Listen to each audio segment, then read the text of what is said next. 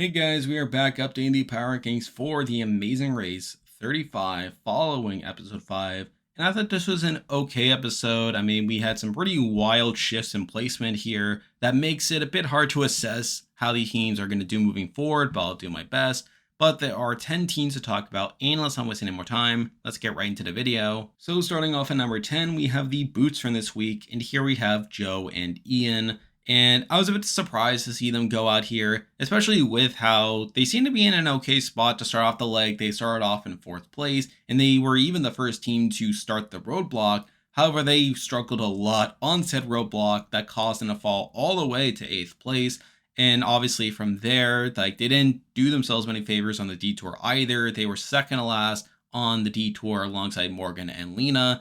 And from there, it was obviously a very tight race to the pit stop there, where it did seem for a bit that Joe and Ian were going to get the edge. However, Morgan and Lena eventually passed them, and through that, they get eliminated here. And I think it's a bit of a shame to see them go out, considering I thought they were going to be more of an underdog team that was going to scrape on through more of the race. However, it just wasn't meant to be, and because of that, they're here at number 10. And with that, there are 9 teams left in the race to talk about, and as usual, I'll be ranking them based on how lucky I think they are to win. But at number 9, the team that I have the least faith in winning from this point on is Morgan and Lena. And I feel like they had a very up and down leg here, where they did start off in last place, like they were in 10th. However, they were able to make up a lot of time on the roadblock, where they were able to jump from 8th place at the start of it to 3rd place by the end of it. Really able to make up a lot of time here.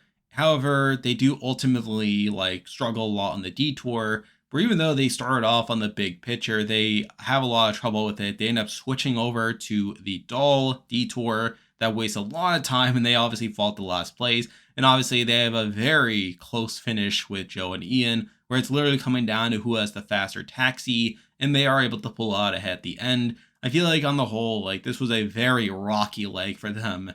And while they have shown some ability to get towards the front of the pack, I feel like they are just as capable of falling back down, which is why they're here at number 9. Now moving on to number 8, and I was a bit disappointed this team is as low as they are. However, I feel like they had a mixture of a bad leg and not too much content, and here we have Liam and Jeremy. Now I will say the one upside to Joe and Ian going out is that there's a possibility they get more of a visibility spike, considering they seem to be the most likely to be an underdog team in the future. However, they still had a mostly mediocre leg. They started off in 6th place. They kind of fell behind a bit to start off the roadblock, and while they were able to get back to where they were during the detour and stuff, they obviously struggle a bit. That causes them to fall to 8th place. Not a great leg, all things considered. And plus, I feel like they didn't get too much content here, which makes me a bit worried about their overall chances.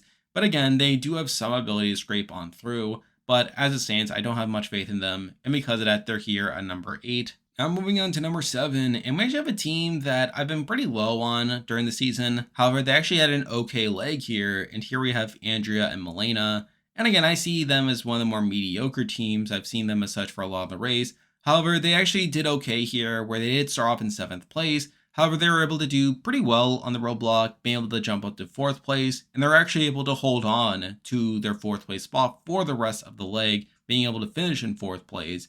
Obviously, it's a good enough showing, and I feel like they're definitely a capable team in some regards.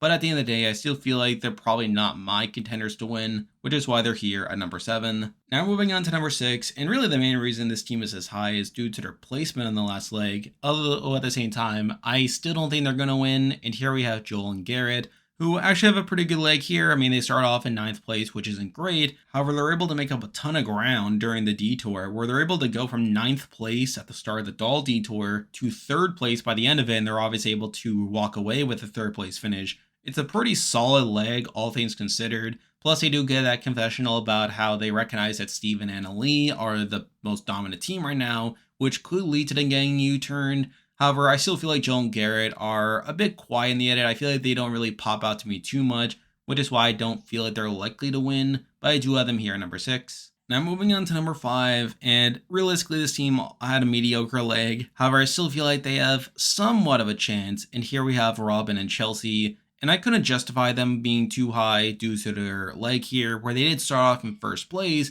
again, largely due to their lucky performance on the last roadblock, and I feel like they largely fell back down to earth here, where they struggled a bit on the roadblock, dropping to 5th place by the end of it. They also struggle a bit on the detour that causes them to fall to 7th place, and obviously that's how they finish. I still feel like they're probably not the best team in the world, though I can see a case where they make a deep run, and if they're able to get to that final leg, they could potentially squeeze it out. They've shown the ability to win a leg already, but for now, I can't really have them any higher than number 5. Now moving on to number 4, and this is a team that I feel like will probably make a deep run, but I still feel like they're probably going to come up short by the end, and here we have Greg and John, who end up having a very solid leg here, where they did start off in the back of the pack around 8th place, and they're even the last team to arrive at the roadblock.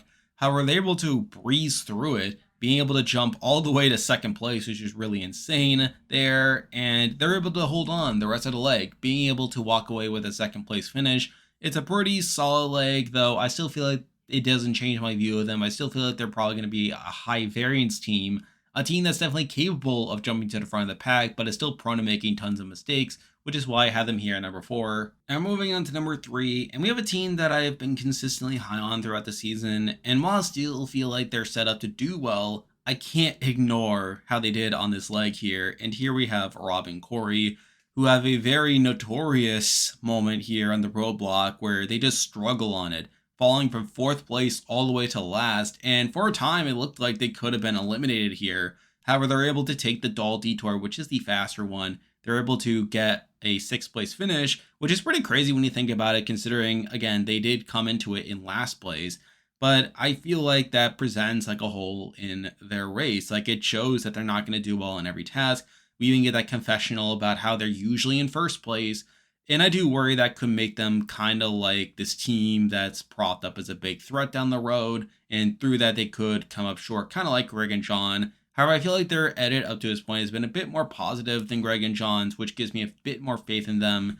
And I could still see a world where they recover in the future. I mean, they show the ability to recover from a bad situation, but I still worry that this could be an indication of some mistakes down the road, which is why they're here at number 3. Now moving on to number 2, and we have a team that did very well across this leg, and here we have Steve and Anna Lee, who obviously end up winning the leg here. They actually had a bit of a rough start. I mean, they did kind of get to the roadblock in 5th place, but they're able to jump up to 1st place due to them doing pretty well on it. They're able to get through the Doll Detour without any issue, and they're able to win the leg, their 2nd leg of the season. They are the winningest team currently in the race, which is pretty good there. I feel like they're definitely a team that could be set to be a big threat down the road, and there's obviously a risk that with that, and especially with this U-turn coming up, that they could get U-turned due to them being out in front right now. And I'm not too sure how they'll respond to that, but I still feel like they're definitely one of the better teams across the season, which is why I had them here at number 2. And now, at number 1, the team that I believe is the most likely to win the Amazing Race 35 right now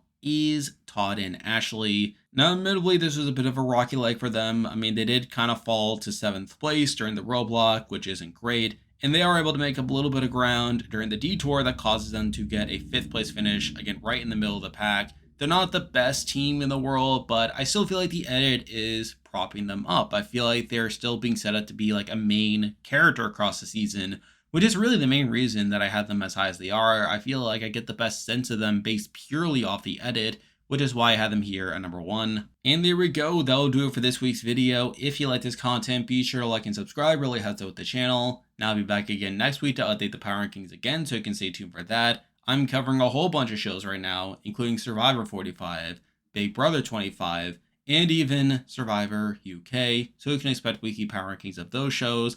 I am now on Patreon, so if you want to consider supporting the channel, you can do so by clicking the link in the description, and you can also join the Discord server by also clicking the link in the description. There's a lot of stuff coming your way, but for now, that's the video. See ya!